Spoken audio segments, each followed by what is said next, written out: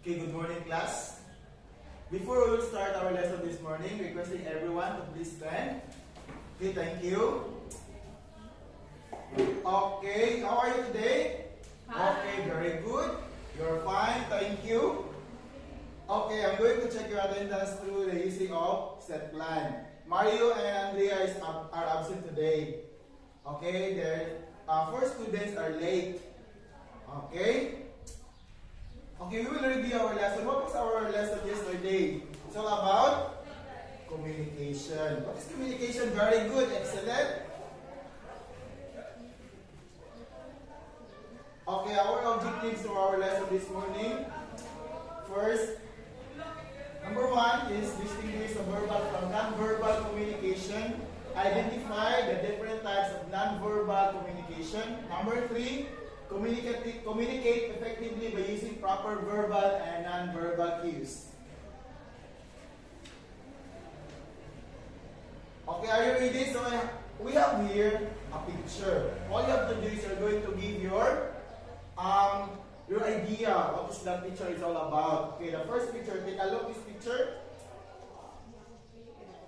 Okay, yes, Maduna, what's that? Group of friends, sir. Very good, Bright. Okay, how about Andrea? They're communicating. Yes, they are communicating. Okay, very good. And how about the next picture? Okay, it's Traffic light. Wow, Stop very light. intelligent, Bright. Okay, traffic light. What is traffic light? It's all about. sign when It it's gives up. signal. Very good, Bright. Okay, next picture. Yes? They are communicating. Yes, they are and talking communicating. and Yes. using the gestures And how about this one? that are that different hand gesture. Okay, what do we call that one? Sign language. Very Use good. for sign language. Okay, sign language. Okay. Okay, do you know how to do this? Do that? Yes. Very good. Okay, do this.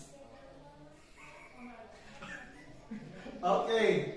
So now we are ready, set, go and learn. Okay. So our topic class is all about verbal and non-verbal communication. Okay, when you say verbal, what comes in your mind? What is verbal is all about? What is non-verbal is all about? Yes, Manuna. Verbal involves the use of language and Wow, very good. Non-verbal is the use of gestures. Wow, bright, intelligent, very good, excellent. Okay, we will find out what is verbal and non-verbal. Okay, can you read, Maduna, what is verbal is all about?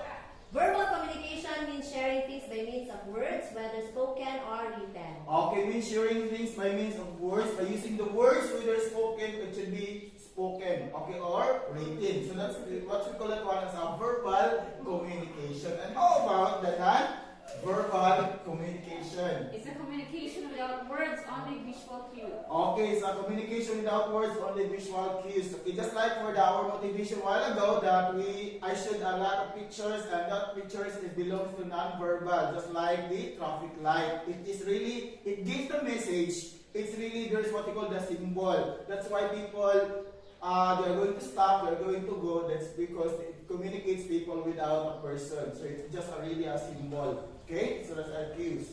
Okay, now let us proceed to the types of verbal communication. Okay, there are 4 types of verbal communication. Number 1 is a public communication. Number 2, intrapersonal communication. Number 3 is small group communication. And the last number 4 is interpersonal.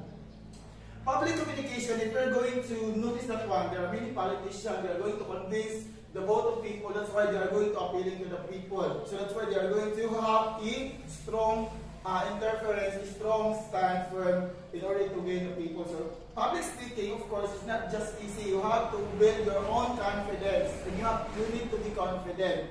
Okay. So second is intrapersonal communication. So under the verbal communication, so intra means it's just like soliloquy.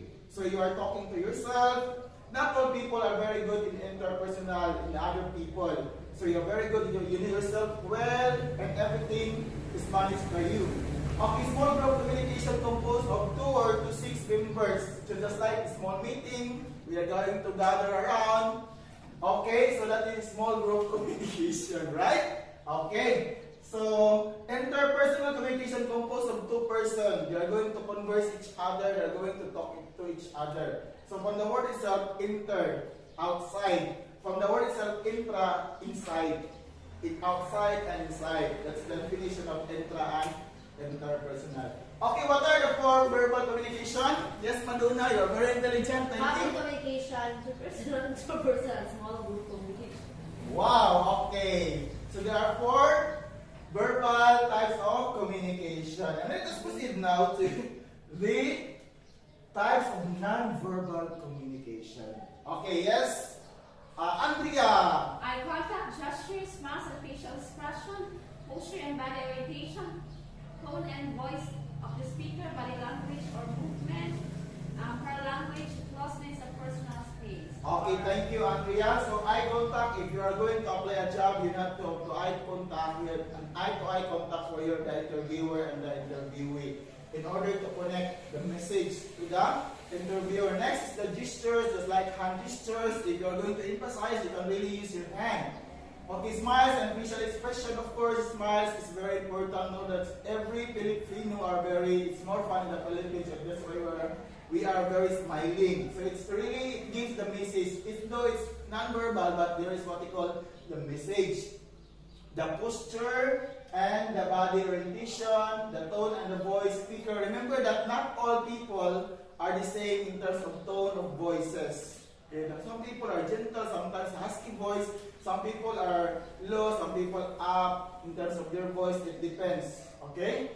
But we need to respect that one. Body language or movement, so in the, we call that one as a kinesics or the haptic. The body language, just like American, if you're going to watch the movie, American people, they are just, if you are going to converse each other, not just that place or the distance, just really near each other, because their tradition is to get the message well and to connect the person that they are going to converse. That's why they are very near in terms of communication, the American people. The paralanguage, of course, and the number 6 is the closeness or personal space, or we call it as approximates. Okay, so we have a short activity this morning.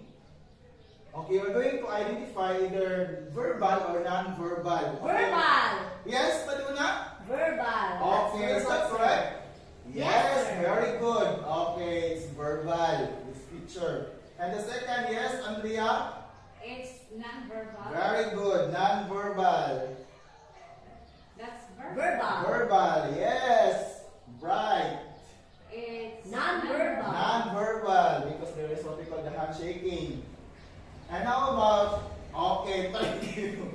Okay, for our evaluation, so I give you, okay, I give you 1/4. Okay, give you 1/4. Okay, are you ready? Okay, Yes, you're going to sir. answer. I'll give you 5 to 10 minutes to answer that one. Okay, pass your paper. Sir. Sir. Okay, you're done. Okay, I'm going to check your paper. Oh, all of you got perfect. Wow, amazing. Very good. Okay. Okay, thank you. All of you got the correct answer. All of you got perfect. Okay, for your assignment class, you are going to research on what are the elements of communication. Okay, that ends of our lesson this morning. Thank you and God bless. Bye. Thank you, sir. Okay.